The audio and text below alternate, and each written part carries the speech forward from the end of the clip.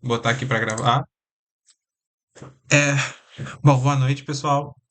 Hoje a gente vai falar um pouco sobre a história dos testes psicológicos. É muito importante que a gente conheça as histórias do desenvolvimento do teste para saber de onde a gente vem, né?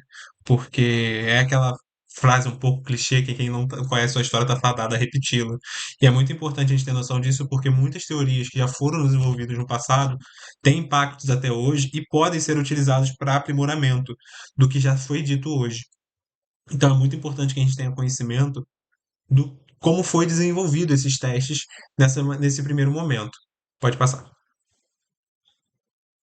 Antes de eu entrar na questão do que é desse avaliar que o Pasquale ele coloca no texto, eu queria explicar um pouco para vocês qual é a diferença de um teste psicológico, de um instrumento psicológico, que é uma avaliação psicológica.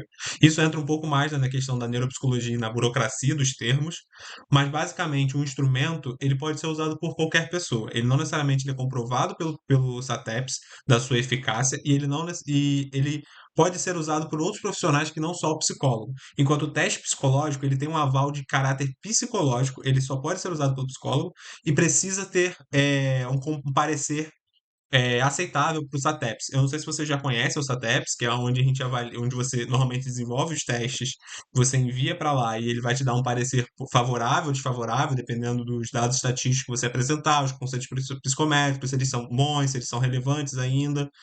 E esses são os pareceres que a gente pode usar na avaliação psicológica. Então, por exemplo, o BDI, que o BDI-2, que é o de depressão, ele está com parecer positivo agora, porque teve um reajuste nos dados estatísticos dele. Então, você pode usar na sua clínica, você pode fazer laudos com isso. Os instrumentos, eles acabam ficando na questão mais secundária da avaliação. Não quer dizer que você não possa usar, mas ele entra como secundário na tua avaliação. Eles não vão ser o principal característica.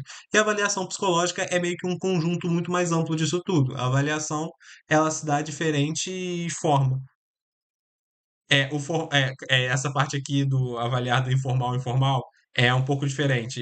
Isso aqui é só um conceito que o Pasquale apresentou, que eu vou entrar um pouquinho antes, e a ideia mesmo é. Eu só estou explicando antes essa ideia de testes, instrumentos, como funciona hoje em dia na nossa burocracia do psicólogo. E a avaliação psicológica é esse conjunto, onde você vai fazer entrevistas, você vai aplicar diversos testes, vai aplicar instrumentos para você ir construindo o seu laudo, para você construir a ideia do que você quer chegar com aquele paciente. Bom, agora entrando já no artigo, é essa ideia de avaliar. Ele faz uma primeira apresentação do que é avaliar, não só ele, mas outros autores também falam muito sobre isso. Eu lembro de Churchland, que é um autor da filosofia da mente, que ele fala sobre a psicologia do senso comum, sobre a nossa capacidade de inferir certos comportamentos baseados no nosso. Então ele fala que exatamente nisso, nessa ideia mais informal. O que que é essa avaliação informal? É o que a gente está presumindo que aconteça, baseado nos nossos comportamentos e também nos outros, para condizer com a nossa sobrevivência. Então, por exemplo, se eu estou no meio da praia, não tem uma gota de chuva, e eu olho para o lado, tá tendo uma correria, eu vou achar que é arrastão, e eu vou sair dali. Essa é a minha avaliação. Mas se tivesse chovendo, se tivesse com cara de que ia chover, eu começo a sentir gota e tô vendo gente correndo, pô, o pessoal tá correndo por causa da chuva. São essas avaliações que a gente faz do meio ambiente das pessoas, dos comportamentos. É informal no sentido de que a gente faz isso no dia a dia, de forma geral. Inclusive, o Guilherme também já falou isso na última reunião. Ele falou um pouco sobre isso. E esse formal é mais sobre a construção de códigos de moral, que a gente acaba sendo subjugados por estar em sociedade. Tanto em questões como as leis, como também os códigos morais, que os nossos comportamentos vão ser baseados nos nossos semelhantes. A ideia é de que nós vamos agir também pensando no que o outro possa julgar de nós. Então, a ideia do formal é como está bem estabelecido, não precisa tanto de inferências de formas mais generalizadas. Ali é bem claro o que que é moralidade. Se eu botar uma melancia na cabeça, do pescoço e sair andando, as pessoas vão me julgar. É essa a ideia. Pode passar. Bom, e aí ele vai desenvolvendo mais um pouco no texto, até que ele chega nessa questão de que algumas avaliações foram elaboradas, então, para que a gente conseguisse identificar certos tipos de comportamento e conseguíssemos explorar isso de maneira mais clara e mais objetiva. Ele traz essa questão dos testes avaliativos na China para funcionários, que eram funcionários civis, eram feitos para diversas categorias do império, que eles faziam testes de diversas formas. Existiam de aptidão física, existiam testes conhecimento, onde eram feitas diversas perguntas e respondia, eram coisas mais rudimentares, mas ainda assim, e não tinha uma precisão absurda, obviamente, mas mesmo assim foram utilizados certos métodos de avaliação porque você queria saber se as pessoas eram aptas ou não a uma certa função. Isso se perdura. Outra coisa que o Pasquale fala no texto é sobre essa classificação de personalidade por Galeno. Ele pega um pouco dessa ideia dos quatro elementos do Heráclito, né? É do Heráclito? Eu acho que sim. E acaba e desenvolve um pouco mais falando sobre os tipos de personalidade. Ainda que não seja uma avaliação em si como um teste psicológico, é a ideia de você conseguir classificar e codificar certos traços de comportamento dentro de uma teoria. E é isso que a gente faz, de certa maneira, na psicometria. Aí ele traz a ideia do melancólico, que é uma pessoa séria, uma pessoa triste, o colérico, que é aquela pessoa com raiva, o fleumático, o sanguíneo, que são pessoas sociáveis e tal. Essa é a ideia de você categorizar e você fazer uma avaliação sobre a personalidade e diferenciar quem é de um certo tipo de quem não é. O teste avaliativo na China também fazia isso. Eles descobriam quem era apto para atuar como funcionário público, funcionário do império, e outros que não eram. Essa era basicamente a ideia que foram fazendo e foram se desenvolvendo. Isso a gente pode datar de diversas formas. Ele traz também questões da Idade Média, com testes objetivos. Mas essa parte aqui, ela é importante a gente ter noção para saber que é um comportamento que vem sendo feito durante anos e anos da nossa evolução. Pode passar. E aí a gente dá um pequeno pulo. Oi, pode falar, João. É sobre o material, é sobre a professora, ela mandou um outro link lá no grupo. Eu acho que ela abriu outra sala sem saber que vocês já abriram essa sala. Ih, verdade? E beleza. Mas eu tirei, eu vi que ela botou e eu tirei o link. Ah, então, Porque, como a gente já tá por aqui, mas eu falei com ela que já tá só resolvido. para avisar mesmo, pra, É. Tá, obrigado. só, né? Eu realmente não tinha visto também. Então tá. Aí voltando agora. E o que que é o Wundt e a psicologia experimental? Eu acredito que a maior parte de vocês já deva ter tido história da psicologia, e já passaram pela esse primeiro contato com o Wundt, que ele fala sobre esse começo da psicologia experimental, dessa necessidade de tornar a psicologia uma ciência. O Wundt, ele tem essa vibe mais da psicofísica, né? Ele era uma pessoa que estudava biologia, sistemas físicos de reação, e ele começa a tentar tornar a psicologia também como um experimento. E aí ele faz essa questão da teoria da atenção de Wundt, que é uma parte que eu adoro muito. E aqui eu acho também importante ressaltar como ela funciona e como ela também se torna base para outras teorias futuramente. E por isso que é importante estudar a história. O Wundt, ele faz um modelo, um setting experimental, onde ele colocava uma pessoa para reagir a uma luminosidade que ia aparecer na frente dela. E o tempo que ele demorasse para reagir, esse era o tempo de reação que ele estava tentando medir. E o que isso queria dizer? O Wundt ele propôs uma teoria chamada de. Ele propôs um campo de atenção, melhor dizendo. E nessa teoria eu tinha o Blinkfeld, que é como se fosse um rio. Essa parte de fora do rio seria o meu Blinkfeld, que é todo o meu campo de atenção. O que hoje em dia a gente pode conhecer como teoria da a atenção periférica. E o Blinkpunkt, que é como se fosse uma ilha no centro, que é onde eu estou com a atenção focada. E o que ele queria fazer nesse experimento é saber quanto tempo o trip, que é a vontade que ele dizia, saísse do Blinkfeld, levasse aquele estímulo que chegasse no periférico e fosse até o ponto central da atenção. E isso é importante porque ele trazendo essa ideia da teoria, ele está trazendo essa ideia da psicologia experimental, ele começa a provar que dá para fazer uma psicologia capaz de ser experimental. E porque em outros momentos, por exemplo, o autor o Nasser, que ele fala da teoria do cocktail party, que quando você está, por exemplo, dentro de uma festa e você ouve alguém chamando seu nome, aquilo ainda te chama atenção. É exatamente isso. É a ideia do Blinkfeld, de uma coisa que está no seu periférico e vai para o seu ponto central de atenção. Nesse caso, o Nasser ele dá uma explicação parecida com a do Wundt e ainda traz a questões de, por exemplo, afetos com certas palavras. Mas não cabe a gente entrar nessa parte. Só que ainda é dotado de uma introspecção. O Wundt ele fala muito sobre a questão da psicologia básica, dos processos básicos e a psicologia que é voltada dos povos, a psicologia dos povos que são processos mais complexos, são processos de segundo nível que ele diz, que não daria para estudar, como linguagem, pensamento e tudo mais. E ele fala que é para a gente focar como psicólogos somente no básico, que seria a percepção, a atenção, coisas mais simples que poderiam ser medidas experimentalmente. E isso implica na nossa luta para ser uma ciência. E continuamos nessa luta até hoje, de certa forma. Diversos autores já tentaram falar sobre isso, como Thomas Kuhn, falando sobre a questão da psicologia estar sempre numa era pré-paradigmática, porque existe uma disputa teórica imensa no campo que a gente nunca consegue definir alguma coisa. Mas existe esse movimento também que tentamos definir a psicologia como uma ciência. Pode passar. E aí a gente começa a ver a psicometria surgindo desse campo, dessa tentativa de fazer a psicologia ser uma coisa mais objetiva, não se manter somente no abstrato, como a gente pode ver os funcionalistas também estavam fazendo na América nessa época, utilizando o Titchener, por exemplo, onde ele tentava fazer apenas abstrações mentais, introspecções para tentar definir alguma coisa. Aí depois chega o Watson falando sobre a questão do behaviorismo e comportamento, onde ele abole qualquer tipo de processo mental e vamos falar, a psicologia tem que estudar somente o comportamento, porque só isso importa. Só que aí a gente começa a ver que tem outros movimentos que vão tentar tornar os processos mentais quantificáveis e a gente consiga mensurar eles. E aí temos a origem empirista, que é onde o uso de comportamentos e medidas sensoriais para mensuração de um conceito psicológico.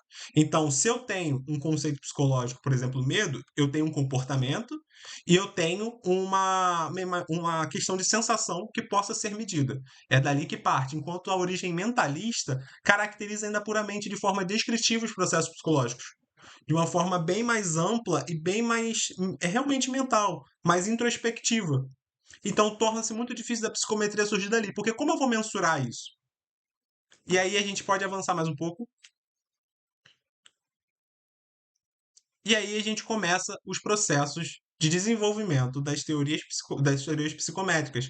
E é importante ressaltar que a maior parte do início da psicometria surge de estatísticos, não surge da psicologia por si só. São pessoas que vão adotar métodos psicofísicos. Por exemplo, Galton teve diversas conversas com Wundt na época. Ele era neto de Darwin, ainda puxando da biologia certos aspectos. Neto não, desculpa, ele era sobrinho do Darwin, então ele tinha essa questão dos aspectos ainda. É, Aí temos os principais trabalhos dele, quando ele fala a avaliação das aptidões humanas por medida sensorial. A ideia dele, do Galton, é que quanto melhor a pessoa conseguisse fazer a sensação, tivesse melhores sensações e mais apto a reconhecê-las, mais inteligente essa pessoa seria, mais apta ela seria. E não é o que nós vemos hoje em dia, mas ainda é um começo, um primeiro passo que se dá.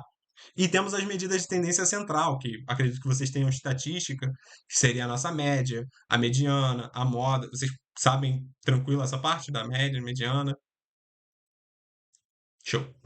E depois temos os modelos de variabilidade, que é onde a gente vai identificar o desvio padrão. É o quanto destoa do meu corte central. Se eu tenho uma média, eu vou ter os pontos que vão se destoar da média. E é mais ou menos isso que a gente está tentando calcular ali. E ali eu botei a fórmula do valor individual, a distância da média ao quadrado, dividido pelo meu número de amostras, né? Esse é o meu desvio padrão. E a correlação aqui é o primeiro passo que ele dá para conseguir conseguir conceitualizar uma correlação entre duas variáveis, dando essa ideia do coeficiente angular, de quanto uma mexe na outra. É basicamente essa ideia que ele começa a propor nesse início, que ele começa a andar sobre isso. Pode passar.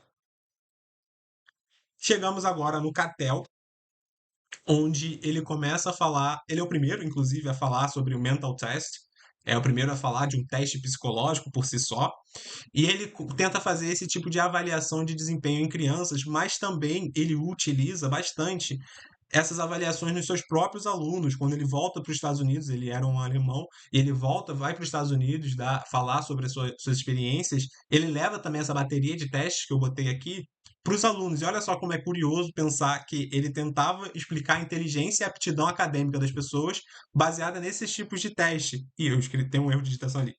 Medida de tempo e reação ao som, por exemplo. A pessoa escuta, ela dava um tempo de.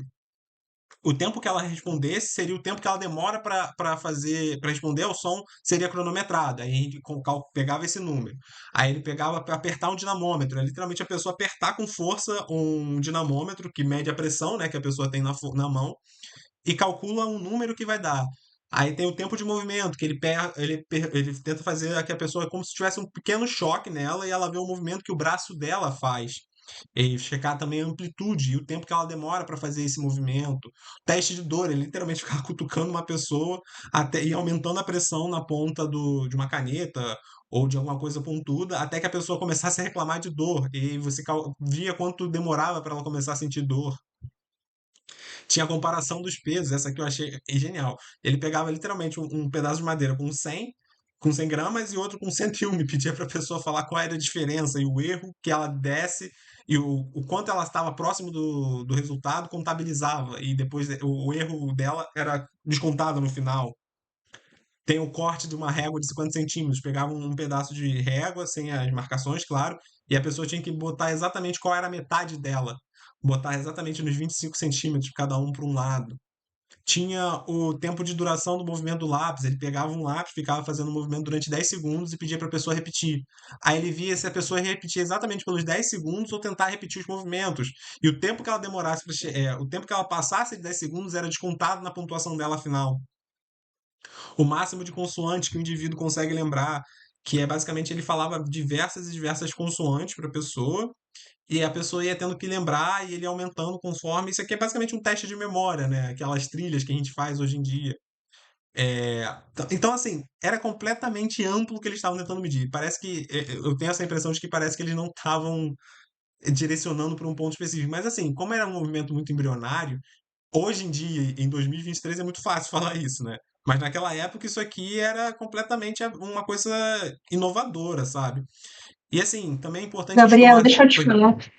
Desculpa, deixa eu só te falar uma coisa que tu estava descrevendo aí os testes.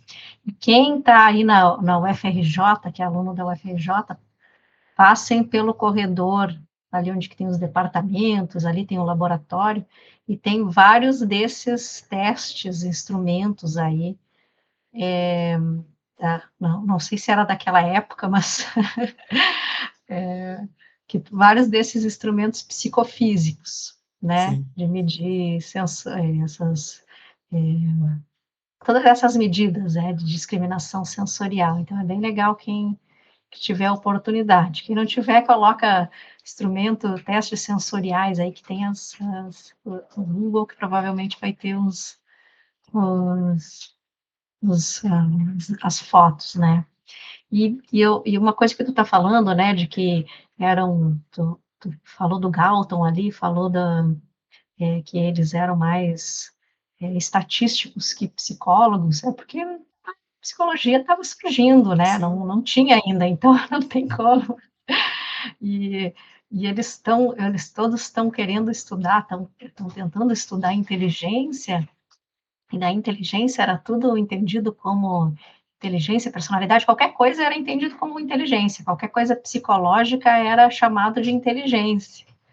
E, e para eles tinha um correlato fisiológico, físico, como hoje a gente tenta descobrir lá quando faz as ressonâncias e tal, a gente também quer achar um correlato, né, da, da atividade mental, vamos dizer assim, né, cognitiva, aí também eles estavam procurando, né, uhum, então é bastante compreensível, né, eles estavam sim, com certeza. tentando achar esses correlatos fisiológicos desse construto de inteligência que eles estavam tentando estudar, né, legal. Sim, e assim, uma das coisas que, quando eu estava pesquisando sobre o Catel, eu descobri que um dos alunos dele, posteriormente, pegou essas medidas que foram que ele tinha, né, nesse banco de dados, e ele fez comparações com o desempenho acadêmico dos alunos. E ele mostrou que não tinha relevância estatística suficiente. Então, ele foi contrariado pelos próprios alunos, falando: ó, o que você está fazendo está errado, faz outra coisa. Que é a pesquisa científica, né? Vai lá, Exatamente. testa e vê que não é por aí, né? Exatamente. É, bom, então basicamente essa é uma das ideias. Ele também tinha as ideias de medições individuais, medição individual, que ele falava muito. O Cattell ele vem de uma época onde o darwinismo social surge com muita força. Então, parte dos seus conceitos também perpassavam essa cultura. Ainda mais vindo de uma Alemanha ali, que prezava ainda por certos conceitos, né? Então, diversas vezes ele advogava muito sobre a questão de uma certa eugenia, onde as pessoas que eram aptas, elas eram aptas porque tinham uma família, uma hereditariedade muito grande para serem aptas. Então, pessoas que eram, por exemplo, filhos de clérigo, que ele era, por exemplo, tinham maiores inteligências, maiores aptidões. Então, ele traz esse conceito que foi difundido por muito tempo ainda. E é engraçado também botar em contraposição, por exemplo, com o que o Binet vai dizer. Pode passar. E aí, a gente chega na década de Binet com esse foco na predição de capacidades acadêmicas. E ele buscava predizer, principalmente em crianças, aqueles que eram mais aptos à ciência, assim como suas melhores condições físicas, desenvolvendo os métodos de ortopédicos mentais. Mas, principalmente, a ideia dele é que a inteligência, todos esses conceitos cognitivos, como prestar atenção, ouvir, julgar e reter melhores informações, devem ser aprendidos através de uma certa vontade que deve ser ensinada durante as escolas. Então, ele basicamente está dizendo que a escola a inteligência é educável. Você consegue criar uma inteligência dessas crianças a partir de certos desenvolvimentos mentais. E seriam essa questão dos ortopédicos mentais, que eram basicamente exercícios onde a pessoa ia ser estimulada a fazer certas coisas. E é muito interessante que ele não busca necessariamente excluir aqueles que estavam com dificuldade, mas sim identificá-los e oferecer esses ortopédicos mentais como uma forma de desenvolver a capacidade mentais dele. E o Binet, agora, essa parte no artigo, ele ainda começa, no texto, ele começa a falar também sobre o Spearman e outras, o Simon também, e aí o Guilherme vai falar um pouco melhor sobre isso, mas é muito importante a gente ter isso em vista como diferencia, né? Pode ir, Guilherme.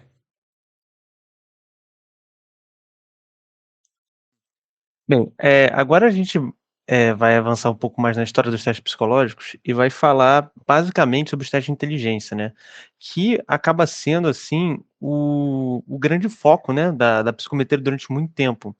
Tem muitas pessoas também muito preocupadas em fazer medidas de personalidade, mas aqui especificamente a gente vai falar das medidas de inteligência, porque foram as que tiveram, de uma maneira geral, maior investimento, assim, e tiveram um boom muito grande no que ela significa, né? Muitas teorias sobre inteligência, muito investimento, principalmente os norte-americanos investindo muito em testes de inteligência nos militares. A gente vai falar de tudo isso. Então, como é que foi a evolução dos testes de inteligência e, assim, qual que é o papel deles para o desenvolvimento das técnicas e tecnologias da psicometria que a gente tem hoje em dia?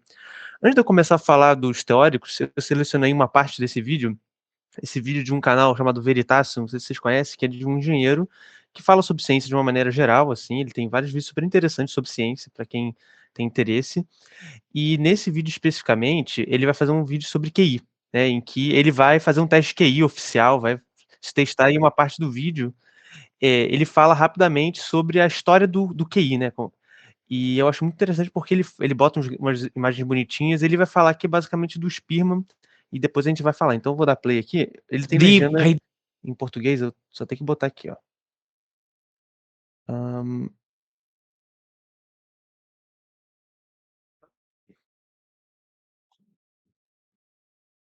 Aí eu espero que você, se alguém está assistindo pelo celular, você vai ter dificuldade de ver a legenda, mas o vídeo não é muito longo, não. The idea of intelligence testing goes back hundreds of years, but the first concrete breakthrough occurred in 1904. English psychologist Charles Spearman was Tá dando pra ouvir direitinho? Tá dando pra ouvir, né? Tá. studying students' grades in different subjects, and he wondered how their performance in one subject, like English, would relate to their performance in another, like math. One option would be that the better a student did in math, the worse they would do in English, maybe because they... É que a legenda parou, mas basicamente ele tá falando que o Spearman, ele queria ver se existia algum tipo de correlação entre as notas dos alunos em inglês, nas matérias de inglês e matéria de matemática. Spent more time on their math work and so had less time to devote to English. So performance in different subjects would be negatively correlated. Another option was that performance in one subject would be completely unrelated to performance in another. After all, different subjects require different skill sets, so maybe marks would be totally uncorrelated. The third option was that the better a student did in math, the better they would do in English. In other words, their marks would be positively correlated. A correlation coefficient can vary anywhere from -1 to +1. A correlation coefficient of -1 indicates a perfect negative correlation, meaning an increase in one variable corresponds to a precise, predictable decrease in the other variable. Similarly, a correlation of +1 indicates a perfect positive correlation. A correlation of 0 indicates no relationship between the two variables. And any value between 0 and 1 indicates a positive correlation, but the data has some random spread. The square of the correlation coefficient tells you the amount of variation in one variable that can be explained by variation in the other variable. For example, if the correlation coefficient is 0.5, then 25% of the variation in one variable can be explained by the other. When Spearman analyzed his data, he found a clear positive correlation. Students who did better in math also tended to do better in English, and the correlation coefficient was 0.64. But math and English weren't the only subjects the students studied. They also took classics and French, and when Spearman looked at the correlations between all of these subjects, he found the same pattern. Students who did well in one subject tended to do well in them all. So how do you explain this observation? Well, Spearman proposed that... Bem, só queria mostrar, o vídeo é razoavelmente longo, queria mostrar essa parte, para quem talvez não conseguiu pegar pela legenda ou não conseguiu assistir direito. Basicamente, a abordagem que o Spearman faz da inteligência é uma abordagem muito empírica, no sentido de que ele decidiu analisar se havia correlação nas notas dos alunos. Ele começou a ver que tinha uma correlação entre notas de diferentes matérias da escola. Então ele começou a perceber que havia algum fator em comum, alguma coisa que estava, que fazia com que as variáveis das notas de inglês, as notas de matemática, as notas de francês, as notas de história, fossem explicadas. Havia uma interação entre a nota dessas matérias, né? Então, a gente vai falar um pouco mais do Spearman, mas agora eu vou falar um pouco do Binet. Isso foi mais para introduzir como que realmente a estatística, ela está ali por trás do início da psicometria, né? O Spearman, que é um cara que trabalha um estatístico ali, como é que ele foi ali um dos precursores dos testes de inteligência, né? Mas antes eu queria falar um pouco, eu acho que mais importante a gente falar antes, do Binet e Simon, né? O Gabriel tinha falado já do Binet, mas agora eu vou falar que é um pouco dessa união, que é do Alfred Binet, que é o psiquiatra, e o Theodor Simon, que é o psicólogo, que juntos vão, então, criar o famoso teste de inteligência do Binet e Simon. A ideia desse teste do Binet e Simon é justamente, ela vem de uma necessidade de conseguir identificar, é uma palavra um pouco feia, mas retardos mentais em crianças, tá? Então, a ideia deles era que fosse capaz de identificar, logo enquanto criança, algum tipo de retardo mental para que pudesse se dar atenção devida ou então passar ela para uma outra forma de ensino mais adaptada. Então, justamente, o ensino francês, né, o governo francês, ele vem um pouco com essa demanda de conseguir identificar nas escolas as crianças que precisavam de necessidades especiais. E, a partir do momento que identificava, procedia, então, a ajudá-las, suportá-las, criar condições para que elas pudessem desenvolver dentro ali das suas capacidades. O teste incluía 30 itens, né, cognitivos, que ia avaliar questões da linguagem, memória, raciocínio, julgamentos psicofísicos, né? Depois eu vou mostrar mais imagens. Ele tem uns itens assim de você identificar qual que é a imagem, qual é a mulher mais bonita, né? Tem uns desenhos, são uns itens assim até bem comuns para o que a gente imagina que seja um teste de inteligência de uma maneira geral. Bem, a validade dele foi demonstrada pelo aumento da pontuação da idade. Então, todo o score que se baseava os testes do Binet-Simon era o QI, né, que é o coeficiente de inteligência. Então, justamente, eles pegavam, então, a idade mental da criança que estava realizando o teste, que o teste media, ou seja, esse teste te dava ali, a quantidade de acertos no teste te dava a idade mental, você dividia pela idade cronológica da criança e multiplicava por 100, e ali você tinha um coeficiente de inteligência, né, onde ali a média era 100. Então, como é que eles chegavam nessa idade mental, né? Então, justamente, eles fizeram de uma maneira muito prática, muito empírica. Eles pegavam centenas e centenas de crianças francesas e faziam elas realizar o teste, viam a idade que elas tinham e faziam o que a gente chama de padronização. Então, eles viam quantos acertos ou quais itens eram mais acertados por crianças de 6 anos, por crianças de 7 anos, 8, 9, 10, 11, 12. E, então, eles tinham já, assim, essa média da população. Então, mas olha, crianças de 7 anos tendem a acertar essa questão, ou então ir até essa questão e a partir daqui eles erram. Ou seja, se você tem 7 anos e você acerta mais do que a média, a sua idade, então seu QI seria maior que 100, se você acerta menos, é menor que 100. Então, justamente, essa idade mental, ela é, ela, então, assim, é uma suposição, mas uma estimativa baseada na população que eles testaram, de maneira muito empírica, né?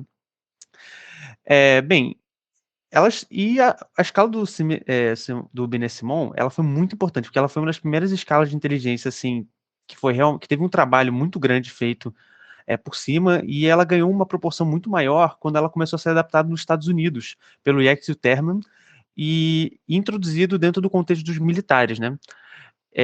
Aqui eu vou mostrar um pouco. Aqui, isso um pouco algum exemplo, por exemplo, do teste.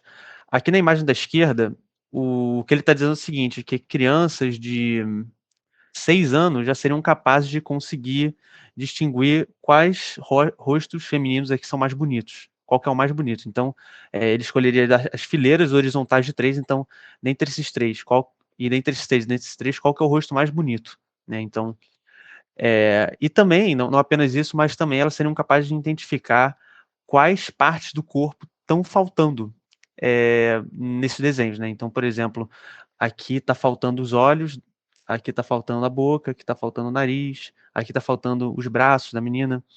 Então, esse, por exemplo, é um tipo de teste que eles dizem aqui, que são julgamentos psicofísicos, né? Então, eles caracterizavam que esse julgamento sobre aspectos sociais, ali, então você consegue identificar uma beleza dentro do padrão social que você está envolvido, ou você identificar uma normalidade fenotípica ou, enfim, física de um outro indivíduo, seria ali uma das dimensões que explicaria a inteligência propriamente dito. E aqui na direita tem, isso não é do Simon Binet, mas é de uma revista americana, na época que os testes de Simon Binet estava sendo adaptado para o contexto americano, em que eles fazem assim, uma certa sátira, porque o teste ele tinha a intenção de categorizar baseado no seu nível de inteligência, né? Então, eles tinham retardo mental, idiota, mongoloide, tinha uns termos assim que são bem complicados hoje em dia da gente reproduzir, mas eles botavam e eles faziam recomendações. Então, as pessoas que tinham um nível mais alto de QI, recomendações para trabalhos mais intelectuais, trabalhos braçais com pouca reflexão, pessoas que têm dificuldade de se cuidar sozinho. Então, eles faziam categorizações por nome e também davam, assim, certas ideias sobre como que a pessoa é, ou o que ela é capaz de fazer. E esse jornal, ele dá assim, ele faz uma sátira, ele bota assim, idiot low, então, tipo, idiota, seria um imbecil de baixo grau, um imbecil médio, um imbecil de alto grau e um completo idiota. Ou seja, ele bota idiota em todos os nomes, assim, e faz uma espécie de uma ironia, né? Fazendo uma crítica. Então você vê já que os testes de inteligência, mesmo na época que eles já estavam em alta, estavam surgindo assim de maneira mais sofisticada, eles também eram assim, duramente criticados pela própria população ou pelos intelectuais da época. Então essa ideia de inteligência não é só hoje que ela é muito polêmica, desde a sua criação já é uma coisa que foi criticada. Isso aí é, por exemplo, o artigo da mídia que vê justamente essa crítica, né? Aí vamos falar um pouco sobre essa ideia dos testes do Simon Binet, que foram os primeiros, como que eles vieram para o contexto americano e como é que isso foi fundamental para que os testes tomassem a proporção que eles tomaram, né? Então, durante a Primeira Guerra Mundial, os Estados Unidos ele tomou uma certa iniciativa, uma certa posição de fazer testagem em massa dos militares. Então, assim, e a gente sabe que os Estados Unidos ele tem uma cultura militar muito grande, ou seja, tudo que é relacionado a militar tem muito investimento. Inclusive, hoje em dia, se você quiser fazer algum tipo de técnica psicológica, se você conseguir justificar que tem aplicação em militar, você vai conseguir uma verba absurda nos Estados Unidos. Tudo que por isso que a gente fala de tantos tecnologias de tratamento de TEPT, por exemplo, que as primeiras foram surgindo com muito investimento com os militares. Então, para o americano, se tem aplicação militar, eles investem. Então, por exemplo, estavam em contexto de guerra, da Primeira Guerra Mundial, e, cara, os Estados Unidos decidiu que ia investir em massa nisso.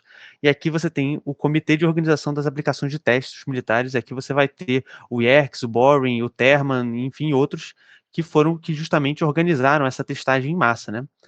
Então, a monografia do Yerkes, que foi justamente o trabalho que ele fez baseado nessas aplicações em massa dos militares, inclusive ela tem muitos problemas interpretativos, e ela, assim, com razão, porque ele chega em certas conclusões a respeito de diferenças de inteligência em raças.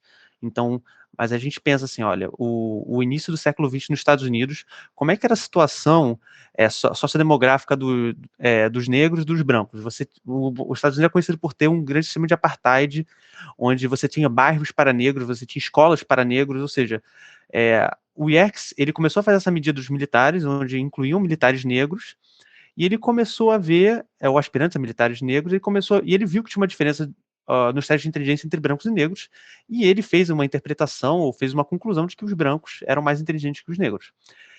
Mas assim, os próprios parceiros, né, do IEX ali, o Terman, inclusive, ele vai fazer essa crítica de que o motivo pelo qual havia essa diferença nos resultados do teste de inteligência não era por conta das capacidades cognitivas inatas à etnia dos respondentes, mas era justamente por conta da situação econômica e social em que eles estavam inseridos, né? Então, se você olhar, por exemplo, para as condições das escolas de pessoas negras e a condição de escolas de pessoas brancas, você vai perceber uma diferença enorme. E como o próprio Gabriel tinha comentado, justamente que você pode ensinar inteligência, ou seja, existe uma certa flexibilidade na sua inteligência. Quando você tem acesso a uma boa educação, você vai pontuar mais nos testes de inteligência. Ou seja, essa comparação foi muito injusta.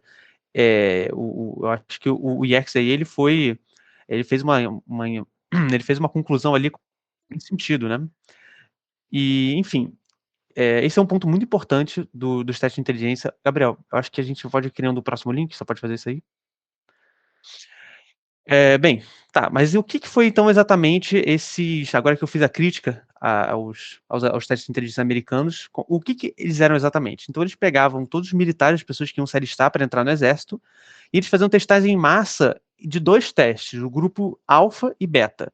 O grupo alfa eram testes assim muito parecidos com o Simon Binet, inclusive a adaptação deles era Stanford Binet, que eles chamavam, né, que era uma adaptação para o contexto americano, mas eles eram bem similares aos testes originais, que eram para pessoas literatas, pessoas que sabiam ler e escrever. Já o teste beta, ele foi uma adaptação feita para aqueles que eram analfabetos. Então, era uma forma de aplicação de teste nas pessoas que não sabiam ler e escrever. Aqui na imagem de cima eu pus a adaptação. Então, você tem aqui um militar, que é o aplicador do teste, e aqui um soldado ou alguém que queria entrar para o exército, que provavelmente não sabia ler nem escrever, então estava sujeito a essa forma beta de teste. E você vê, por exemplo, a gente tinha visto no teste do Simon Binet identificar o corpo da mulher sem os braços, saber que ela está sem braços. Aqui você vê alguma coisa equivalente, uma bonequinha sem os braços, então talvez ali seja ele tinha que identificar quais partes estavam faltando. Você vê aqui atrás também que tem aquele brinquedo que é muito clássico de criança pequena, de você encaixar os bloquinhos. Então você vê que realmente era uma grande adaptação. Eles faziam para que fizesse sentido para aqueles que não tinham acesso a educação, para não sabiam ler nem escrever, que ainda é um problema nos Estados Unidos, assim, muito no interior, muitas pessoas ainda hoje em dia não têm acesso à escola, ou muito comum eles terem aquele homeschooling, então muitos acabam não sabendo ler e escrever na idade adulta, muito por conta de viver em regiões interioranas e tudo mais. Guilherme, É, vou mandar aqui, diga, pera aí, o link tudo para bem. Será que a acessar, gente te já se passar o muda, link. então? Nos Acho que pode mudaremos já, ser, então? acho que pode ser. Beleza, gente. Olha, dá uma olhada no link aqui no chat, a gente vai mudar porque a nossa Eu vou mandar no vai grupo do acabar aqui. WhatsApp também. A gente vai se encontrar em um minutinho na próxima sala. Vamos lá. Temos quanto? 23. Vai, comecei a gravar de novo. Beleza. Vamos continuar aqui de onde a gente parou. Bem, aí a ideia deles, então, que eles tinham o teste alfa e beta, que, então, para recrutas literatos e literatos. E, assim, esse teste adaptado americano do Simon Binet, ele foi, assim, uma das bases para os testes do Wechsler, que a gente conhece até hoje, que é o vazio, o VISC, são os que se usa muito hoje na neuropsicologia. Então, esse trabalho americano que foi feito foi muito importante para isso, porque teve muito investimento e eles acabam sendo, assim, a base. E acabou que, assim, o teste do Stanford Binet foi, assim, o mais interessante, e esse ARM Performance Scale acabou que não foi tão bom, assim, foi uma outra versão que eles testaram juntos. A versão do Stanford Binet ainda acabou sendo melhor, assim, foi considerada melhor e acabou sendo mais a base, né? Enfim, então o legado deles é justamente a testagem de inteligência do exército influenciou o desenvolvimento de testes subsequentes e teve impacto na escala Wechsler, né? Bem, o Spearman, que a gente tanto falou, meu microfone tá com som baixo? Será que tá? Não, tá tranquilo? Tá bom, tranquilo. Bem, o Spearman, a gente tinha comentado no início, justamente ele teve essa verificação empírica sobre os alunos, né? Então ele decidiu ver, assim, investigar um motivo pelo qual havia essa interação de correlação positiva entre a nota das provas dos alunos, né? Enfim, ele também é a pessoa que criou o método da correlação de Spearman, né? Que é justamente investigar a força da interação entre duas variáveis quantitativas, né? Entre duas variáveis contínuas. E qual que foi então a conclusão do Spearman? Ou seja, qual foi a hipótese que o Spearman fez para tentar explicar por que uma criança, quando fazia o teste que ia bem numa prova de inglês, né, de linguagens, ela também ia bem na prova de matemática, e também ia bem na prova de francês, e também ia bem na prova de história, de geografia, e por que ir bem em provas, de uma maneira geral, independente da matéria que estava sendo avaliada, por que todas elas estavam correlacionadas? E ele vai então introduzir essa ideia do conceito do fator G. O fator G é o fator de inteligência geral, G de inteligência geral, onde ele vai dizer que há então uma dimensão, um fator de inteligência único. Ou seja, a estrutura dimensional da inteligência, ela é única, no sentido que a inteligência, que eles chamam de fator G, e ela que, então, está influenciando a nota dos alunos, ou seja, a capacidade de ir bem e performar bem em testes, tanto testes de inteligência quanto provas da escola. Então, ele vai, baseado nisso, nessa investigação, ele vai concluir, olha, é tudo a mesma coisa, né? A mesma função psicológica que eu estou usando para ir bem numa prova de linguagem é a mesma que eu uso para ir bem numa prova de matemática. Enfim, e o Spearman não apenas vai trabalhar nessa ideia do fator G, mas ele também ele criou um modelo estatístico das análises fatoriais, né? Que eu não vou entrar agora o que é uma análise fatorial, porque eu acho que a gente vai ver, isso é muito importante para a psicometria, a gente vai entrar mais a fundo nisso ao longo do curso, mas a análise fatorial ela é basicamente uma forma que você tem de conseguir organizar os itens de um teste, por exemplo, ou agrupar por semelhança, né? Então, a ideia de que num teste você consiga identificar que ele tem duas dimensões, baseado no quão no nível de variância que os itens têm entre si. Ou seja, se eles se agrupam parecidos, as pessoas respondem parecido a esse grupo de itens e respondem parecido a esse outro grupo de itens. Então, eles são dois fatores. Essa é a ideia de você conseguir, pela invariância das respostas num teste, você conseguir identificar como que eles são agrupados e, enfim, o que isso te diz sobre a teoria por trás do teste. E muito interessante a ideia que, como o Spearman, ele é um autor assim muito antigo, um pensador muito antigo da psicometria, mas que, com o passar do tempo, ele foi ficando cada vez mais pertinente para a psicometria. E também isso mostra um pouco o avanço nas pesquisas da psicometria naturalmente, se publicava mais artigos. Aqui tem eu achei esse gráfico muito interessante, que é a quantidade de citações que os artigos do Spearman têm na quantidade de anos depois da morte dele. Isso aí é depois da morte, ou seja, ele aqui em 1950 já tinha morrido, ele tinha uma certa quantidade de citações e cada vez mais ele tem quantidade exponenciais de citação. É claro que isso não reflete apenas o impacto que a pesquisa dele tem até hoje, é claro que só vai até 95, mas naturalmente a tendência do gráfico é continuar subindo. Até hoje todos os trabalhos de Spearman têm muita citação porque ele é assim, um dos fundamentos das análises da psicometria, porque ele é o criador da análise fatorial, do correlação de Spearman, então ele vai sempre estar aí, mas isso também reflete o aumento da quantidade de produção de trabalhos científicos na área da psicometria, né? Então a gente cita mais, mas também porque a gente produz mais, né?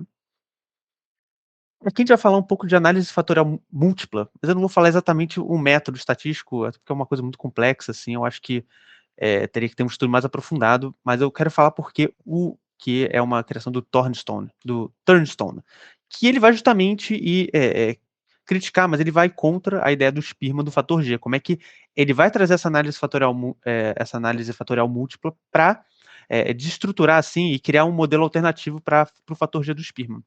Então, qual que é a ideia da análise fatorial múltipla? O Spearman não tinha posto que existia um fator, ou seja, uma dimensão que explicava todos os comportamentos? A análise fatorial múltipla é justamente essa ideia de existir vários fatores que explicam. E ele vai criar um pouco assim o início do que hoje em dia a gente conhece como a teoria das inteligências múltiplas, ou seja, como que alguém pode ter diversas formas de expressar a sua inteligência e como é que elas vão atuar dentro dos testes psicológicos. E hoje em dia, assim, o fator G ele não é algo a ser completamente dispensável na teoria das inteligências, mas ele não, mas assim, com a análise fatorial múltipla, normalmente se tende a adotar uma estrutura multifatorial para os esquemas de inteligência, né? Então, justamente, argumentou que a inteligência é composta por várias habilidades independentes e específicas, chamados fatores primários. Então, a gente justamente vai trabalhar com essas dimensões. Tanto acreditava que as habilidades cognitivas eram mais específicas e independentes entre si. Então, justamente, quando o Spearman ele vai dizer que as habilidades de inteligência elas eram correlacionadas entre si, ele vai falar que elas são independentes, ou seja, há uma inteligência visoespacial, há uma inteligência lógica racional, há uma inteligência verbal, linguística, e ele vai dizer que elas são independentes entre si. É claro que eu acho que isso é profundamente questionável, ainda mais quando a gente entende que todos os testes, eles, por exemplo, estão medindo atenção, né? Se para pensar, por mais que você tente fazer o teste de inteligência que não está medindo atenção, ele está indiretamente medindo atenção. Você precisa focar para fazer o teste, né? Então, eu acho que muitas vezes você vai achar correlação entre esses fatores, mas pode se justificar que é porque eles exigem que você tenha atenção, eles exigem que você tenha memória. Então, eu acho que é uma pequena crítica que eu faço a essa ideia dos fatores independentes da inteligência, porque é muito difícil você conseguir mensurar a inteligência sem depender da memória, sem depender da atenção da pessoa, né? Então, sobre a abordagem contribuiu para a compreensão de que a inteligência multifacetada, composta por várias habilidades específicas, desafiou a visão da única inteligência geral do Spearman, né? Então, justamente, ele vai quebrar esse axioma, esse paradigma do fator G. Essa abordagem do Tanton influenciou o desenvolvimento de testes de aptidão, que avaliaram habilidades específicas, resultou em testes que medem áreas individuais de habilidade, em vez de um único fator de inteligência, né? Então, é isso que a gente comentou. Agora, a era da sistematização. Isso aqui, no texto que vocês leram, ele fala de infinitos autores, o Pasquale. Então, eu vou passar assim por alto e meio que dizer o que está querendo dizer essa era da sistematização. É uma era que, inclusive, a APA, que é a American Psychology Association, ela começa a ganhar muita força, porque é uma era onde você tem duas grandes vertentes acontecendo, onde pessoas estão sistematizando, sintetizando vários trabalhos, ou seja, eles estão pegando tudo que se produziu, eles estão organizando, estão sintetizando, estão explorando, estão aumentando a quantidade de estudos nisso, e de outro lado você vai ter vários trabalhos que vão ficar criticando isso, né? Então aqui o que eu posso citar, por exemplo, os trabalhos de síntese, né? São os trabalhos onde você pegou tudo que tinha, sintetizou, explicou. Então você tem o Guilford em 36, sistematizou os avanços da psicometria. O Gillicksen em 50 sistematizou a teoria clássica dos testes, a TCT, que inclusive vai ser outro tópico que a gente vai explorar aqui na liga. O Torgerson sistematizou a teoria sobre medida escalar. O Tornstone e o Harman avançaram na análise fatorial. Então, é o que a gente viu do Tornstone sobre a análise fatorial múltipla. Gabriel, você quer falar alguma coisa? Não? Ah, tá.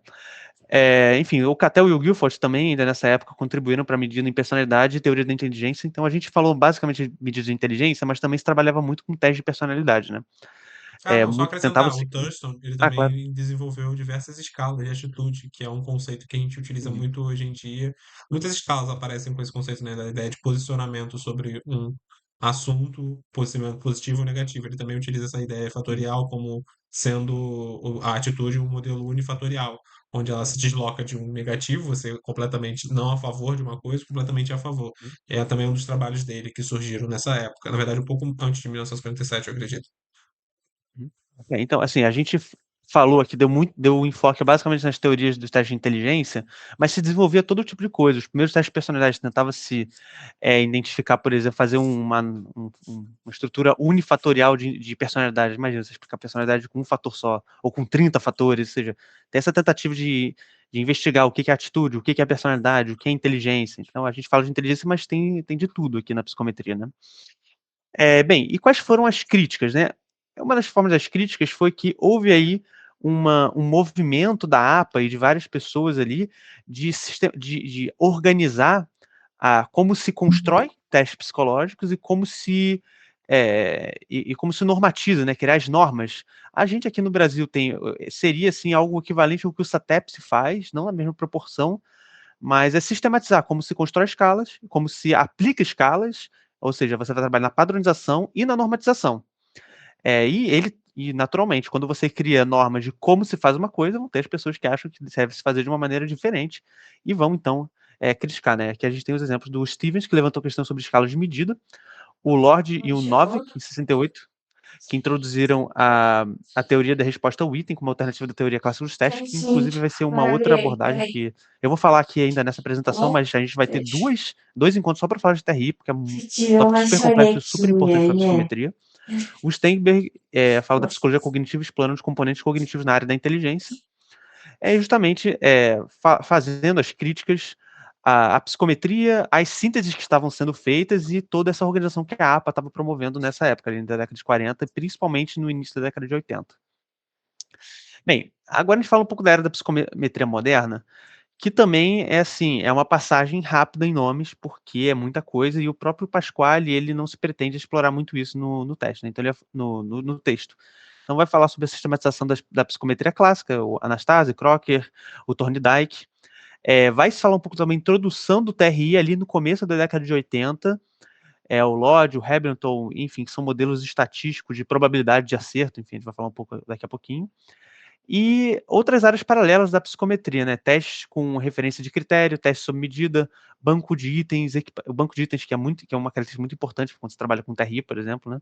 Equiparação dos scores, validade de teste, muitas teorias sobre como você cria evidências de validade para os seus testes. Fala sobre vieses de medida de marcar. Tem vários vieses quando você responde itens, né? A gente comentou isso no último encontro. Tem a desigualdade social, você tem vieses onde a pessoa tende a marcar sempre o centro. Então você pode, por exemplo, fazer uma escala de escolha forçada, onde você tira o item central. Tem muitas tendências de a pessoa sem marcar o máximo. Então, explorar como que as pessoas respondem teste múltipla escolha, esses vieses, é muito importante. Como se constrói itens. Hoje em dia, na psicometria, a gente tem uma série de critérios que a gente deve seguir, não tem que, mas deve seguir para que você faça um bom item. Ou seja, você não pôr mais de um estímulo na mesma pergunta, né? Eu vou dar um exemplo aqui rápido. Então, eu posso fazer a seguinte pergunta. É uma afirmação, né? Então, uma escala líquida de concordância. Eu gosto de Coca-Cola e acho saudável. Perceba que eu pus dois estímulos na minha pergunta. Ou seja, bem, eu posso gostar de Coca-Cola, mas eu não acho que é saudável. Então, isso já é um confundidor. Então, ou seja, você criar essas certas normas, não normas, mas essas recomendações de como fazer um item. Você não fazer duas negativas, eu não desgosto de Coca-Cola. Então, assim, a gente pode, em outros encontros, falar mais sobre isso, mas justamente esses estudos, como se constroem bons itens, para que eles fiquem mais claros para os respondentes, né? E os impactos na psicologia cognitiva, né? Pesquisas na área de aptidão pelos estudos componentes cognitivos, enfim, outras questões, como que o fato de você ter instrumentos para se medir certos componentes e variáveis psicológicas afetou na ciência da cognição, né? E aqui, eu queria ver, eu acho que a gente tem tempo, eu deixei para ver se a gente tem tempo, mas eu acho que tem, eu queria falar um pouco sobre taxonomia dos testes, e eu já vou dar aqui uma pisadinha em teoria da medida, eu já vou avançar um pouco, que é o tema do nosso próximo encontro, mas eu vou falar um pouquinho. Mas antes, eu quero saber se ficou alguma dúvida sobre o que a gente falou até agora. Eu já vi que tem uma dúvida aqui sobre a equiparação dos scores. Eu esqueci o que quer dizer com isso. Poderia elaborar a equiparação de scores? Você diz comparar scores sem ter tabelas normativas? É isso que você está querendo dizer? Ou você está falando Não, da que estava TCP? escrito no seu último slide. Opa, esse aqui? Isso. Aonde que está? Tá, equiparação de scores. Isso, Eu imagino que isso seja referente à ideia de que você tem que fazer uma normatização quando você tem dois grupos que respondem de maneira muito diferente. Então, por exemplo, se eu vou fazer um teste de inteligência para criança que possa ser usado tanto em crianças quanto em adultos. Se eu usar a média das respostas para interpretar o resultado de uma criança, ela vai ser completamente burra. Mas se eu usar a média de um adulto, ele vai ser o supra-sumo, porque eu estou usando a média das crianças. Ou seja, eu acho que essa ideia de equiparação de scores é um pouco. Olha, eu preciso pegar a média das crianças para comparar com as crianças e a média dos adultos para comparar dos adultos. Porque existe um fator aqui que está fazendo com que um tenha muito mais habilidade nesse teste. A gente está falando de inteligência, mas eu posso dar um outro exemplo. Quando a gente fala de personalidade, um dos fatores de personalidade é o neuroticismo. O neuroticismo é a tendência de experienciar sentimentos negativos, né? Ser afetado por eles e tal. E sabe-se que, por exemplo, as mulheres, comparando com os homens, tendem a ter um desvio padrão acima dos níveis de neuroticismo do que os homens. Então, sempre que você vai fazer uma interpretação de scores de nível de neuroticismo, por exemplo, é importante que você se compare ao grupo ao qual você pertence. Ou seja, se você é mulher, você vai se comparar com a média das mulheres, porque existe já essa ideia, essa tendência de um score maior em neuroticismo das mulheres do que dos homens. Na inteligência, a gente fala tipo, diferença de idade, mas se você for olhar, por exemplo, nos psicotécnicos, você tem as normas até para nível de escolaridade, idade, sexo. E, geralmente esses três são os que mais aparecem: escolaridade, idade e sexo. Né? Tá ótimo, obrigada. Bem, que mais que a gente pode ter de dúvida? Então a gente pode prosseguir um pouco para a taxonomia, que é um slide bem curtinho, na verdade, né? Falando da lista de presença, ficou alguma coisa, assim, algum questionamento, alguma dúvida? Alguma indagação? Alguém quer fazer algum comentário? Bem, se isso for surgindo, pode ir perguntando. Eu vou dar o meu passinho aqui na teoria da medida, rapidamente, que não é bem teoria da medida, mas a gente já vai começar a sentir um pouquinho o cheiro disso, do que é isso. Bem, o que seria, então, a taxonomia dos testes, né? Isso não estava no texto de vocês, ele, inclusive, é o capítulo 3 do livro da Instrumentação do Pasquale, que eu li, achei super interessante, e decidi apresentar aqui para vocês, e é bem curtinho assim, mas é a ideia de como que a gente consegue, agora que a gente entendeu como é que foi a construção dos testes ao longo da história, como é que os testes se desenvolveram, e a gente sabe que tem teste pra caramba por aí. Como é que eu organizo os testes? Como é que eu posso categorizá-los, né? Aqui a gente tem uma foto de filo, reino, enfim, isso que é a taxonomia animal. Ou seja, como que eu consigo classificar os animais? Como é que eu consigo organizá-los em grupos nos quais eles fazem parte, ou seja, todos nesse grupo têm algo em comum, nesse outro grupo tem outra coisa em comum, é que justamente a ideia da taxonomia, né, a organização por critério. E aí que a gente vai ver algumas tentativas de taxonomia e a resposta que o Pasquale tem para a taxonomia dos testes. O primeiro que tenta fazer essa taxonomia, essa categorização é o Campbell, em 57, ou seja, já tem um tempo, em que ele vai usar 3 diferenciações, basicamente, para os testes, né. Então ele vai falar sobre testes voluntários e testes objetivos, ou seja, isso que hoje em dia a gente pode entender como testes, às vezes politônicos e dicotômicos, mas não sempre, mas é mais ou menos isso, ou seja, tem uma resposta certa no teste ou não? Então, se eu estou falando de testes que trabalham com aptidão, por exemplo, um teste de inteligência, um teste de memória, um teste de atenção, ele vai ter resposta certa. Um dos itens ele está certo. Então, vai ter resposta certa ou não. Ou eu posso trabalhar, por exemplo, com um teste normalmente de autorrelato, de personalidade, um teste de relacionamento, um teste de atitude, onde não tem a resposta certa, mas tem aquele item que representa o seu traço latente, representa a sua variável psicológica. Vão ter testes diretos e indiretos, ou seja, são testes óbvios ou disfarçados. Eu estou respondendo esse teste e ele claramente é um teste de inteligência. Ou não, eu estou respondendo esse teste, mas não sei exatamente o que pode estar sendo medido. Isso lembra um pouco o que a Amanda comentou sobre o engodo, né? Ou seja, esse teste ele se pretende ele se pretende aparecer um teste de atitude ou ele não quer que você saiba disso? Essa é uma forma talvez de você evitar a desejabilidade social numa resposta, né? Então você faz um teste de autorrelato, mas como a pessoa não sabe o que o teste está medindo, ela não sabe, ela nem consegue especular o que ela pode agradar a pessoa que está perguntando. Então, isso é uma forma também de você talvez driblar essa questão. Esses testes, assim, eles são muito comuns quando você trabalha com testes projetivos, né? Então, não sei se você já conhece, tipo o HTP, por exemplo, que é o House Tree Person, que você faz o desenho de uma casa, de uma árvore e de uma pessoa, e aquilo diz coisas sobre você. Eu acho que, independente das propriedades psicométricas do teste, a ideia por trás dele é que, olha, uma pessoa ali a olho nu, que não conhece fortemente o teste, não conhece a critério o teste, não vai saber o que está significando o desenho que ela desenhou ali, né? Ela não sabe se eu desenhar a pessoa de perfil, desenhar ela de frente, significa que eu tenho traços esquizoides, traços maníacos ou não. Ou seja, que geralmente o HTP ele tem essa interpretação, né? Então seria um teste disfarçado. Hein? Então, já um teste de inteligência do Simon Binet não seria um teste disfarçado, ele é muito claro no que ele se pretende. E testes livres e estruturados, que é justamente se existem alternativas para se marcar. Novamente, a gente pode trabalhar com o Simon Binet, que é um teste que ele é estruturado, então tem respostas a serem marcadas, ou os testes projetivos, que não têm respostas a serem marcadas. Você pode trabalhar também com a ideia de entrevistas estruturadas, ou entrevistas semi-estruturadas, que não, semi-estruturadas mais especificamente, que você tem ali uma padronização no que você pergunta, mas não tem bem uma sessão de resposta. A pessoa pode responder ali dentro do que faz sentido, então não é bem marcar opções, né? Aí a ideia do Campbell é que os testes eles seriam denominados sempre em 3, então eles podem ser voluntários, indiretos e livres. Objetivos, indiretos estruturados, ou seja, existiam 9 categorias de itens diferentes, porque você 9? 8, né? 8 alternativas de itens diferentes, porque você alternaria ali entre essas 3 características.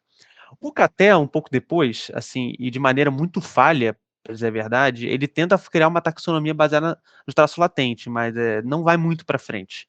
Essa estrutura do Campbell é muito mais sofisticada e o Cattell tenta dizer assim, vamos organizar por temas. Mas isso não funciona e isso não cria muita repercussão, ninguém acaba usando isso e meio que morre por aí.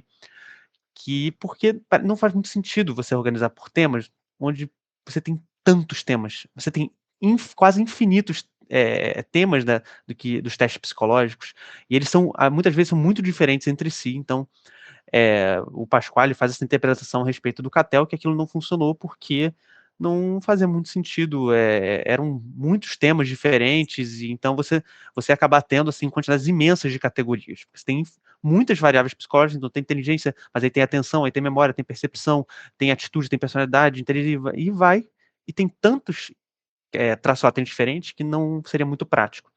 E o Pasquale, nosso grande Pasquale, inclusive, não sei se vocês conhecem o rosto dele, ele está aí. Eu botei 2010 porque é a data da versão, da edição desse livro. Não fica claro quando que a primeira vez que ele faz essa classificação dele, mas ele fala como se fosse uma classificação dele, da taxonomia dos testes. Então ele vai falar sobre basicamente 6 tipos de categoria, né? Testes referentes ao critério, testes referentes a construto, conteúdo, testes comportamentais, testes que ele chama de survey e novas tecnologias. Que eu trouxe uma ilustraçãozinha para a gente falar mais ou menos o que é cada um deles.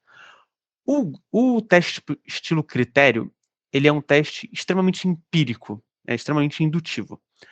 Então, a ideia dele é o seguinte: eu vou criar uma lista de perguntas, vou criar um teste aqui, que a princípio eu não sei o que ele mede. Eu não sei o que ele mede. Mas eu sei o seguinte: por exemplo, eu vou dar um exemplo de você estar fazendo um teste de diagnóstico de transtornos psiquiátricos.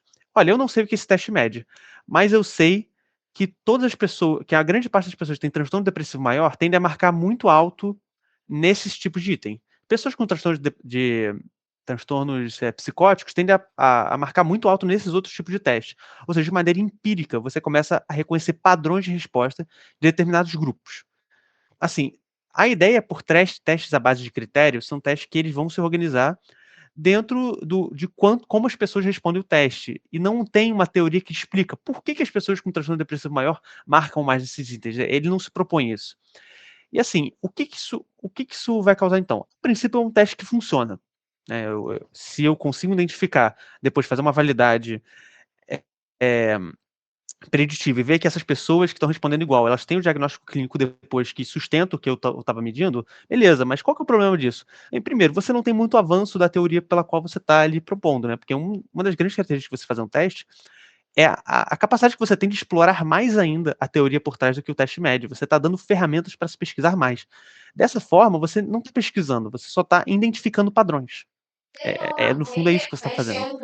E também ele torna praticamente impossível você distinguir a identificação de padrões da cultura em que aqueles padrões aparecem. Ou seja, se você vai tentar fazer algo que é muito comum nos testes, adaptações transculturais. Então, eu vou pegar esse teste de transtornos psiquiátricos americano, eu vou traduzir e aplicar no Brasil. Eu poderia dizer o seguinte: olha, já que você não sabe a teoria que sustenta o porquê que certos transtornos respondem de uma certa maneira, bem, eu posso dizer, olha, a pessoa com transtorno depressivo maior nos Estados Unidos, ela se comporta de uma maneira diferente da do Brasil. Então, assim, o que você está medindo, na verdade, são aspectos culturais de como aquilo se manifesta, e não exatamente o traço psicológico. Então, essa medida por critério é extremamente empírica, ela pode ser efetiva, mas ela tem o problema de que você não avança muito na teoria que você está explicando, e você também não consegue fazer essa adaptação cultural. A medida por construto é a que é a mais usada.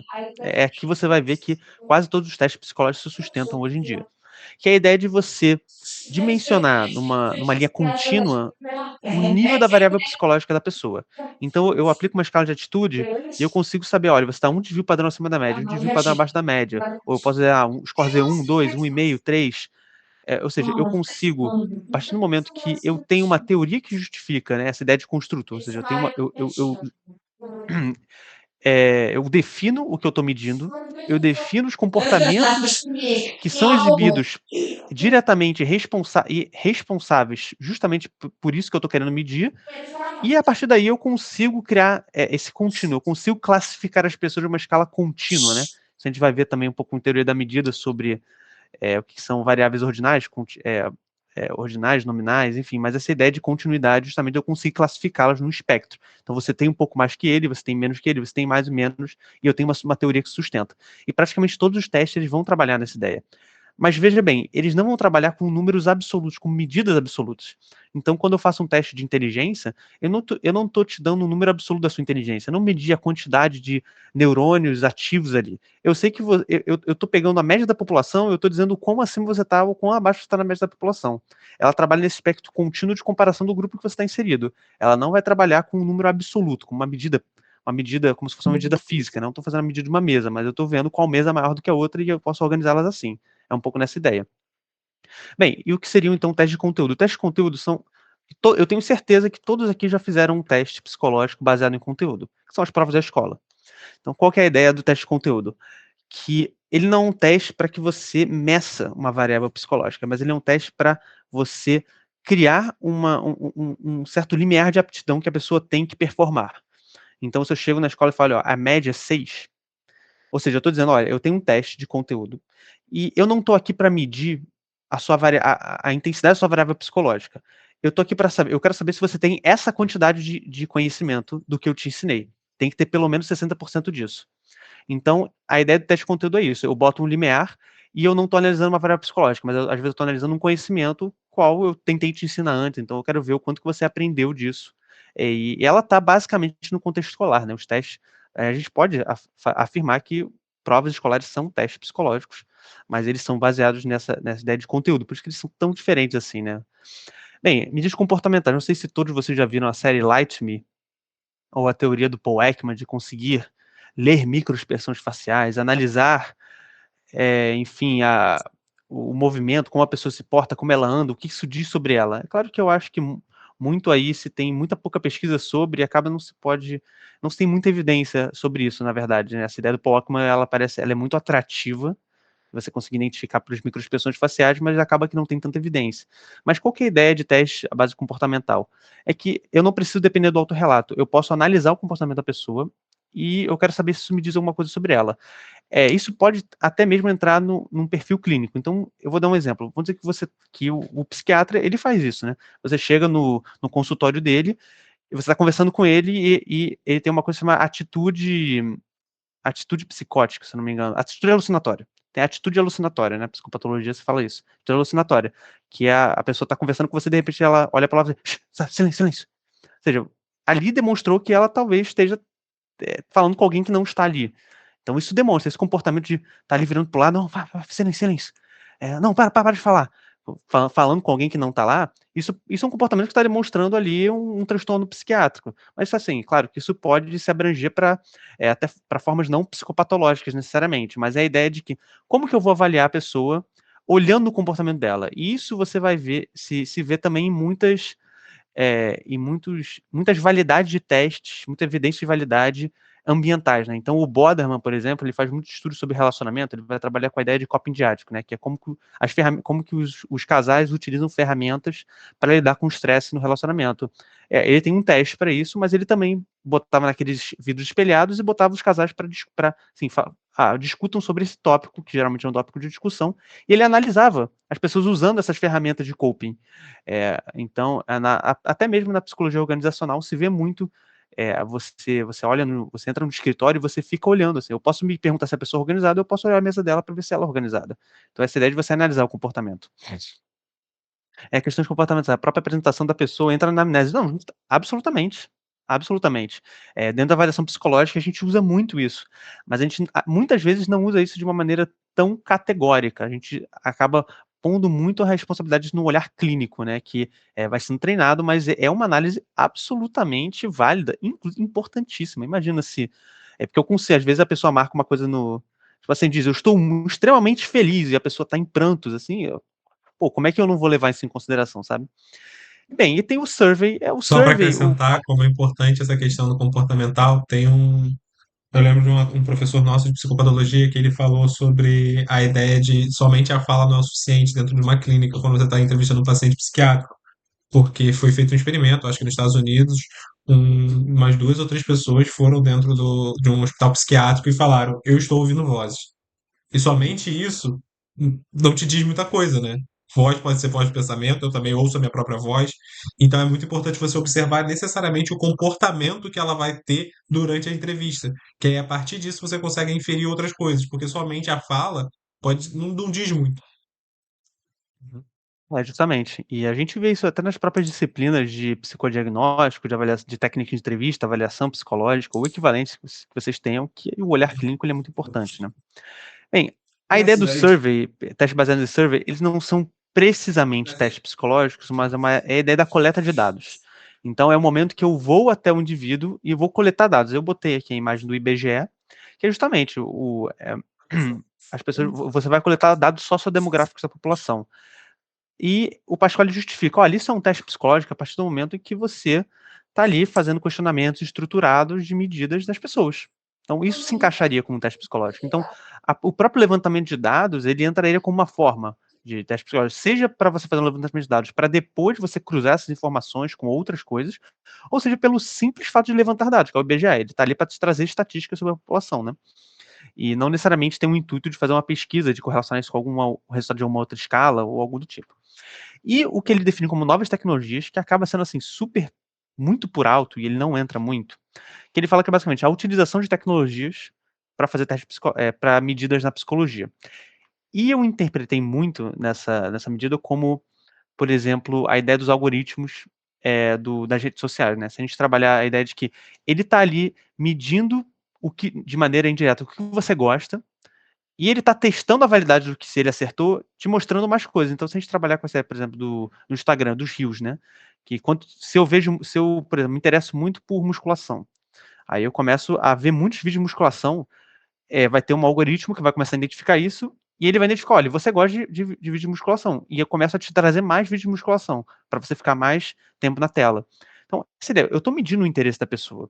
Então, as redes sociais, elas estão o tempo todo criando, inclusive, coisas, perfis de personalidade, de atitude, de gostos extremamente complexos e muito sofisticados. A gente acha que sabe, mas assim, a Big Data das redes sociais tem estudos de personalidade da Big Data em que ele com 400 caracteres consegue traçar sua personalidade.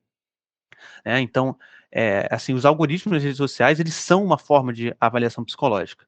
E você autorizou eles te avaliarem porque você abaixou o aplicativo e acertou sim, né? Então, assim, eles não estão quebrando nenhuma regra ética no sentido de que eu não estou te avaliando psicologicamente sem você permitir, porque assim, você permitiu, mas eles dizem, isso é uma condição para você usar o aplicativo. Então, eu acho que isso levanta uma outra discussão ética sobre avaliação psicológica, que é assim, olha, eu dependo da sua ferramenta, mas assim, para usar a ferramenta eu tenho que ficar sendo avaliado o tempo todo pelo seu aplicativo. Então, assim, como é que as novas tecnologias estão ali interferindo de maneira ética dentro das medidas da psicologia, né? Será que é ético fazer isso? Ou será que vale a pena fazer isso? Quais são os benefícios que você faz? Será que é um interesse só do mercado ou gera reais interesses? Ou então, será que as tecnologias que se faz a partir disso são aplicáveis em outros campos, então vale a pena? Eu acho que isso levanta muitas discussões, assim, a medida, usando novas tecnologias, né, principalmente com a ideia da inteligência artificial, que torna tudo muito mais automático, tudo muito mais forte, né? Então, enfim, é uma discussão que eu queria deixar em aberto aqui por causa do nosso tempo, mas que o Pasquale não entra, mas eu interpretei dessa forma quando ele fala de novas tecnologias, né? Acho que ele não entra nem na ideia do TRI ou de análise de rede, eu acho que ele entra justamente nessa ideia das medidas das redes sociais e, enfim, de outras ideias, né? Que já era 2010, então isso já era uma coisa presente, né?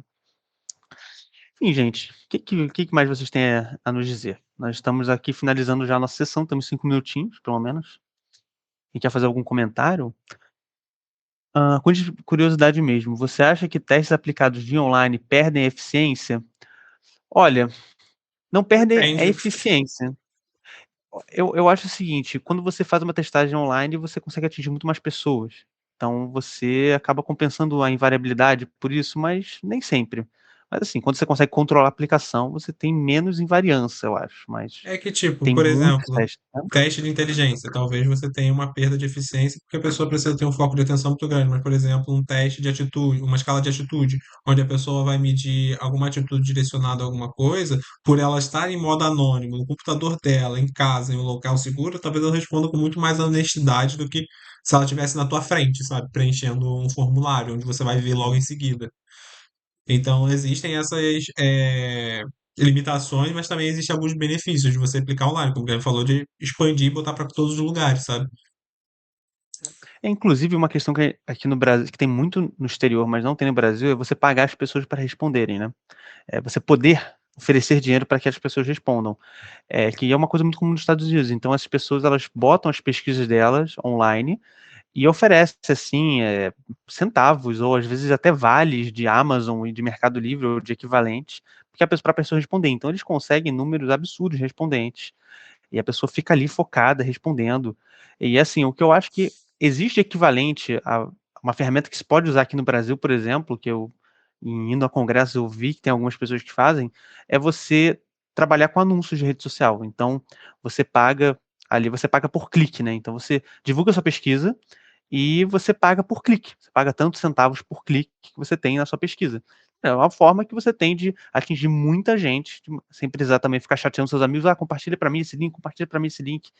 E você ganha por clique. E você paga por clique e você consegue centenas de pessoas respondendo sua pesquisa, né? Então, essa é um recurso. Eu acho que trabalhar com tecnologia, trabalhar com esportes online é um recurso que tem seus ônus e bônus. Acho que o grande bônus é você ter muito respondente e você tira um pouco da desigualdade social também. Sim. Quer fazer mais algum comentário, Gabriel? Ou Não, acho que não. não? Podemos? Bem, eu acho que a gente pode encerrar a nossa reunião aqui, reiterando só que está no chat a lista de presença. Para quem não chegou no início, nós já somos oficialmente uma liga de psicometria, não somos apenas mais um grupo de estudos. Nós iremos gerar certificados baseados na lista de presença, né? A Amanda, ela pode gerar certificado de presença, vocês podem botar no Lattes de vocês, ou dependendo como for a estrutura curricular da faculdade de vocês, vocês também podem ganhar créditos. Eu acho que isso varia para cada um. No caso da FRJ não adiantaria, mas quem sabe algumas outras faculdades dão coisas, né? Vocês podem utilizar para pontuar em residências multiprofissionais, em atividades extracurriculares, então, assim, tem essas aplicações e é sempre legal ter um certificadozinho, né? Você bota no Lattes, é legal. Enfim, gente. Como não temos mais nenhuma questão, nós podemos encerrar aqui, né? Só para Obrigado a todos avisar, que compareceram. eu vou botar esse vídeo também aqui lá no YouTube. Eu vou criar um documento, um bloco de notas, um Word, sei lá, onde eu vou Já. botar todos os links do YouTube, porque como eles estão listados, vocês só vão conseguir acessar com o link. Aí eu vou colocar lá para vocês, vou deixar também no Drive. E a gente vai também disponibilizar os slides depois no Drive, que a gente esqueceu de Exato. colocar tanto da última quanto a gente vai botar essa aqui também. A lista com o link eu já fiz. Já tem. Beleza. Já tem. A gente disponibiliza os slides, que a gente esqueceu. Mas a lista com os links eu já pus já. Show. Para a semana que vem, são 2 artigos. O principal é o do Pasquale. O segundo é um pouco mais complexo, porque ele entra em umas questões um pouco mais matemáticas e estatísticas, que a gente pode conversar sobre, mas só que o principal do Pasquale, que eu acho que ele é bem sintético quanto à fala dele. Quem puder, leia, mas assim, o outro texto é complementar, a gente vai comentar sobre ele. Quem puder, leia os dois, mas quem tiver que escolher, escolha o do Pasquale. Então, show de bola. Vamos encerrar então. Boa noite. Boa noite a todos. Muito obrigado por terem vindo. Nos vemos semana que vem. Tchau, tchau. Até mais, pessoal. Levantar a mão então? Pode falar. Acho que clicou sem Acho querer. que clicou sem querer, então. Tá bom, tchau, gente. Eu vou encerrar aqui. Você